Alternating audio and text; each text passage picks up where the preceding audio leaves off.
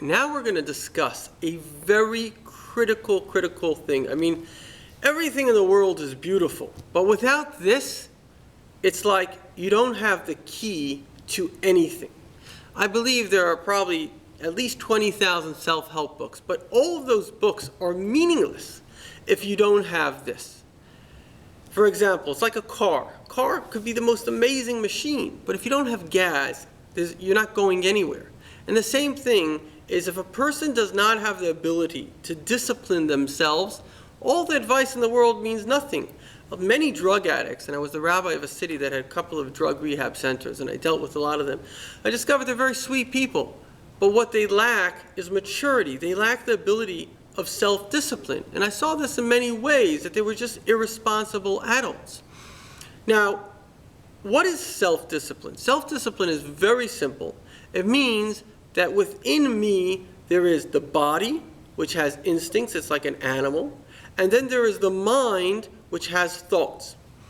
Now, an animal also has a mind, and as we discussed, an animal mind sometimes can even be in certain fields not wiser, but smarter than a human mind. The one thing an animal cannot do is change its behavior, because an animal, everything that it wants goes into its brain, and if it can do it, it will do it. So it has this love-fear seesaw. So let's say it wants, food.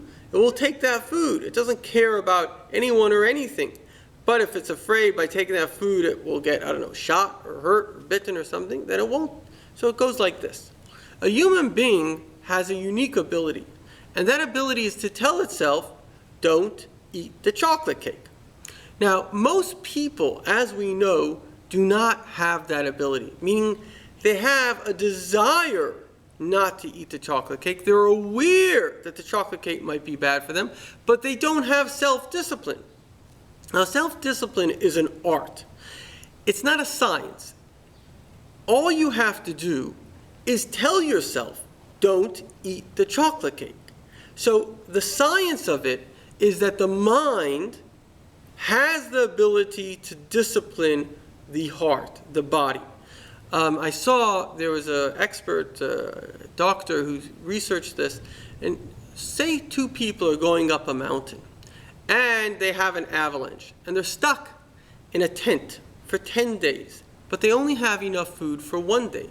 Who's going to survive?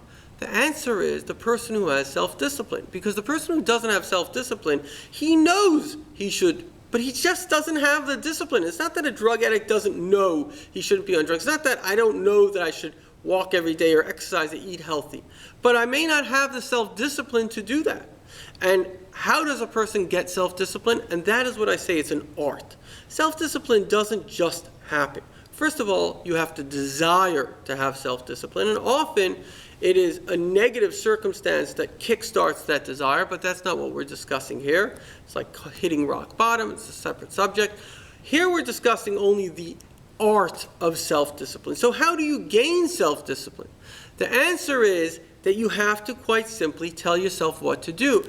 And the more you start to do this, the more control you gain over yourself. And I think a very good example to this is the relationship between a parent and a child. We live in a time when many children rule their parents, and that's because the parent never disciplined the child. The child is going to be like a little animal. Well, if he can get his way, if he can't get candy all the time, he'll take candy all the time. But it's only the irresponsible parent that doesn't understand that. A parent that tells the child no, so the child might throw a tantrum. Okay, once, twice, 3 times, but eventually he'll learn, I'm not going to get my way. So he's going to stop throwing the tantrum. He'll become disciplined.